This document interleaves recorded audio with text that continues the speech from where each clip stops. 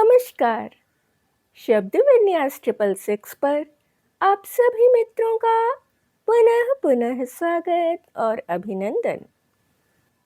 कहानियों की इस श्रृंखला में आजकल हम सुन रहे हैं मन्नू भंडारी जी की रचना सजा। अभी तक हमने इसके 2 अंक सुन लिए हैं। इसका तीसरा अंक आज हम सुनेंगे। इसके सभी अंक चैनल शब्द विन्यास 666 पर उपलब्ध है। तो आज हम तीसरा अंक सुनने जा रहे हैं, तो सुनना प्रारंभ करें। मैंने अम्मा को नहीं लिखा कि मैं कॉलेज में भर्ती नहीं हुई हूँ।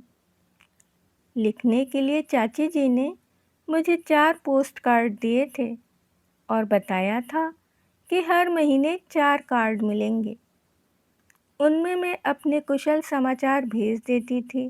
बस रात दिन काम कर के मैं चाची के क्रोध को संभाले रहती। आराम पाकर मुझ पर वह कुछ प्रसन्न भी हो गई थीं, पर उनका हाथ जब तब उठ जाया करता था, अपने बच्चों पर भी, मुन्नू पर भी। उनके बच्चे आदी थे, सो मार खाकर भी हंसते और भाग जाते। फिर वे मार खाते थे तो प्यार भी तो पाते थे, पर मुन्नू सहम जाता था, भीतर ही भीतर सिसकता। बड़ी करुण नज़रों से वह मुझे देखता, पर भीतर से कटकर भी मैं ऐसे अवसरों पर कुछ नहीं बोलती। सोचती, यूँ मार खा कर मुन्नू या तो बेहद ढीठ हो जाएगा या जड़। पप्पा और अम्मा तो कभी हाथ भी नहीं लगाते थे हमारे। अकेले में मैं उसे प्यार कर लेती, समझाती। थोड़े दिनों की बात और है भैया, फिर हम अपने घर चलेंगे, अम्मा और पप्पा के पास। बस पता नहीं वह कुछ समझता भी था या नहीं, पर मेरा मन सबसे ज़्यादा दुखी होता जब चाची गुस्से में कहती, ऑफिस के 20,000 गायब करके गाड़ दिए और हमारा खून चूस रहे हैं। ये हमारे बड़े हैं, लानत है ऐसे बड़प्पन पर।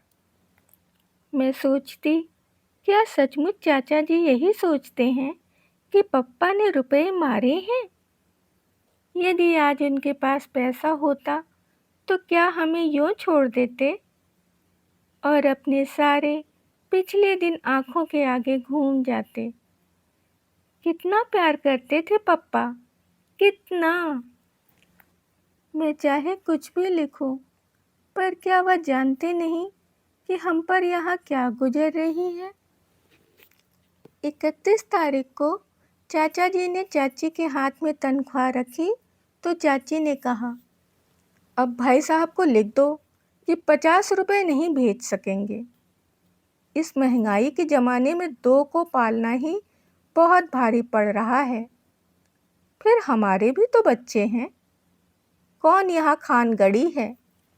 बात ठीक थी, पर मेरा मन कांप गया। चाचा जी रुपए नहीं भेजेंगे तो क्या होगा?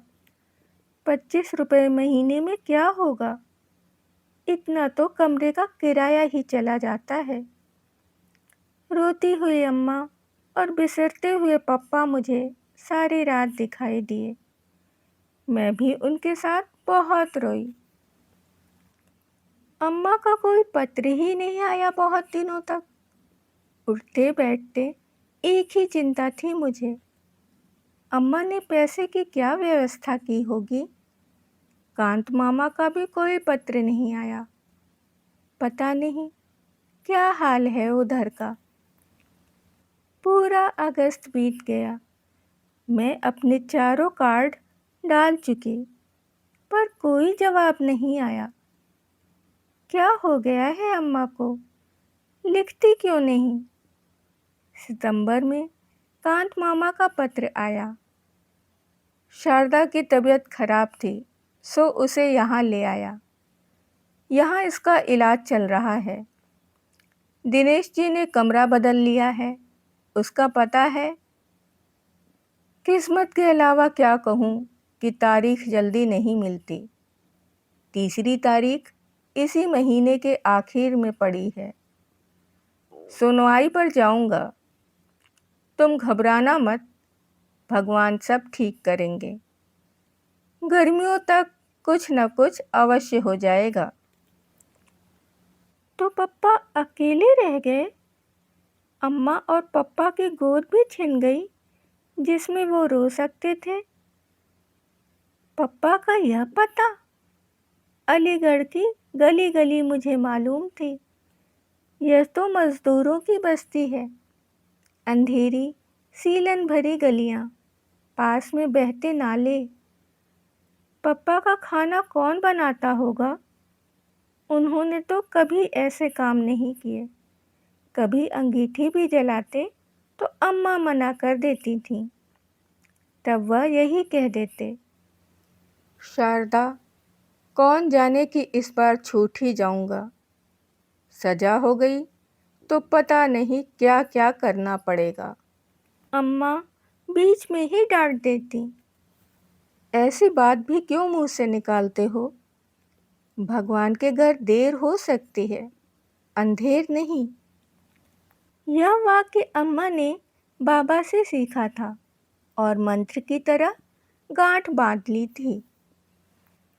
और मैं भगवान से यही मनाया करती कि हे भगवान, उन्हें सजा न हो। पप्पा की तपस्या का फल उन्हें मिले। जो कुछ वह सह रहे हैं वह क्या तपस्या से कम है? सीलन भरी अंधेरी कोठरी में सबसे मुंह छिपा कर रहना। बच्चे कहीं, पत्नी कहीं। अब तो रहम करना, अब उन्हें सजा मत देना। मार्च में चौथी सुनवाई भी हो गई। कांत मामा की चिट्ठी आई कि फैसला पक्ष में ही होगा। केस की पैरवी बहुत अच्छे ढंग से हुई है। बस फैसले की तारीख पड़ जाए जल्दी से। मैं बैठी बैठी दिन गिनती। पप्पा को सस्पेंड हुए 4 साल हो गए। इन 4 सालों में क्या कुछ नहीं हुआ। भगवान, देर तो बहुत की, अब अंधेर मत करना। यूं या देर भी अंधेर से कम नहीं, पर और अंधेर मत करना। मुन्नू और टिल्लू अपना अपना रिजल्ट लेकर आए। टिल्लू सब विषयों में पास था और मुन्नू एक विषय में फेल होकर प्रमोट हुआ था। चाचा जी ने टिल्लू को प्यार किया। मुन्नू पास खड़ा आंसू भरी आंखों से टुकुर टुकुर ताकता रहा। चाची ने कहा, फेल हो गया ना? पढ़ने लिखने में मन लगाओ मुन्नू साहब, तब टिल्लू की तरह पास होगे। सारे दिन बैठे बैठे टसुए बहाने से पास नहीं हुआ जाता। आँख के आंसू गालों पर ढुलक गए। कमीज की बाँह से उन्हें पोंछता हुआ वह भीतर जाने लगा तो टिल्लू चिढ़ाने लगा, फेलू राम, फेलू राम। उस दिन पहली बार मेरे लिए अपने पर बस रखना बहुत कठिन हो गया था। मन हुआ कह दूं, उसे पढ़ने के लिए समय ही कहाँ मिलता है। सारे दिन तो बिट्टू को खिलाता है, 25 चक्कर बाजार के करता है। पर चुप। जाते जाते मुन्नू ने एक बार चिढ़ाते हुए टिल्लू को जरूर जलती आंखों से देखा था। लगा उठाकर एक हाथ मार देगा, पर ना वह लौटा, ना कुछ बोला ही। कैसे हो गया है मुन्नू इतना सहनशील? चुपचाप सहने का उपदेश उसे मैं ही दिया करती थी, पर अब वह यूं सह जाता है तो सबसे ज़्यादा कष्ट मुझे ही होता है। पर कोई उपाय भी तो नहीं था। मुन्नू की छुट्टियां हो गईं। सोचती थी कि शायद कांत मामा या अम्मा को कोई पत्र आएगा कि तुम लोग आ जाओ, पर किसी ने कुछ नहीं लिखा। पप्पा तो कभी कुछ लिखते ही नहीं। अम्मा कभी कभी 2 लाइनें लिख देती। मैं धीरे धीरे ठीक हो रही हूँ, तुम चिंता मत करना। लीला को आशीर्वाद, बच्चों को प्यार, चाची की मदद करना, तंग मत करना। मुझे हर बार लगता था कितनी झूठी चिट्ठी लिखती हैं अम्मा, पर धीरज की अवधि खिंचते खिंचते 1 साल तक पहुंच गई। पिछले मार्च में सुनवाई हुई थी और अब इस साल का अप्रैल है। अब तो मुझे लगने लगा था कि जैसे ज़िंदगी भर हमें इसी तरह रहना है, बस इसी तरह। अब मैं कभी कॉलेज में पढ़ने नहीं जाऊंगी। मुन्नू हर साल एक विषय में फेल होकर जैसे तैसे प्रमोट हुआ करेगा। अम्मा शायद हमेशा बीमार रहकर मामा के यहाँ इलाज ही करवाती रहेंगी। पप्पा वैसे ही सीलन भरी बदबूदार कोठरी में अपना खाना आप पकाया करेंगे। और तभी आज पप्पा की यह चिट्ठी आई, उनके हाथ की लिखी पहली चिट्ठी। मैंने 1000 बार उसे देखा, पढ़ा, छुआ, जैसे उस कार्ड को छूकर पप्पा की हालत का ज्ञान हो जाएगा। पप्पा ने हमें बुलाया नहीं, कहने से चाचा जी ले जाएंगे, पर इस बार जाएंगे जरूर, चाहे कुछ भी हो जाए। कांत मामा को लिखूं, वे लेते जाएंगे। कल सवेरे 10 बजे फैसला है। हम दोनों कांत मामा के साथ आ गए। धर्मशाला में छोड़कर मामा पप्पा को लेने चले गए। पूरी उम्मीद थी कि इस बार अम्मा जरूर आएंगी, पर वह नहीं आई। मामा ने इतना ही कहा, उसकी हालत लाने जैसी नहीं थी। फैसला हो जाए तो तुम लोग वहीं चलना। पता नहीं अम्मा किस हालत में है। मन बार बार कांप उठता है। मामा कुछ छिपा रहे हैं। मैंने भी अम्मा से कितना कुछ छिपा रखा है। आज कौन किसके बारे में सही बात जानता है। दूसरे को हल्का रखने के लिए सब अपने अपने दुख से ही भारी हो रहे हैं। पप्पा आए तो मैं और मुन्नू उनसे लिपट गए हैं। पप्पा, शायद पप्पा को भी हम लोग ऐसे ही लग रहे होंगे। कितने कितने आंसू बह गए हम तीनों के। कांत मामा भी रो पड़े। शाम को दादी बाबा भी आ गए। रात में मुन्नू दादी से पूछ रहा था, दादी अब तो हम पप्पा के पास ही रहेंगे ना? तुम इतनी पूजा करती हो, अपने भगवान से कहो कि हमारे पप्पा को छोड़ दें। हाँ बेटा, अब तो पप्पा के पास ही रहेगा। रात दिन भगवान से यही तो कहती हूँ। चाची के पास तो मैं अब कभी नहीं जाऊंगा। टिल्लू अपने को समझता क्या है। मैं अपने पप्पा के पास रहूं और फिर आ जाए। हर एक चीज़ में पछाड़ सकता हूँ, पढ़ने में भी, कुश्ती में भी। पहले फर्स्ट भी आया हूँ एक बार क्लास में।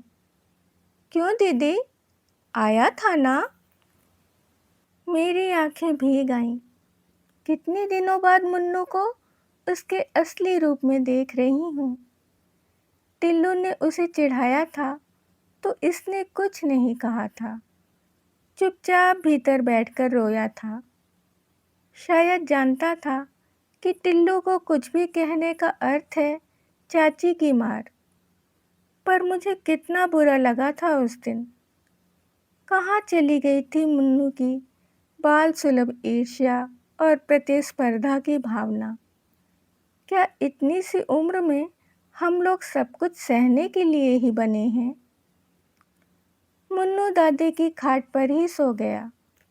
मुझे बिल्कुल भी नींद नहीं आई।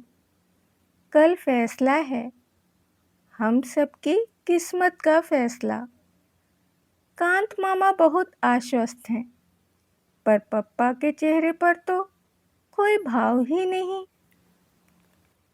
फैसला हो गया। मैं भी कचहरी गई थी। इस बार किसी ने रोका भी नहीं। वहाँ खास भीड़ नहीं थी।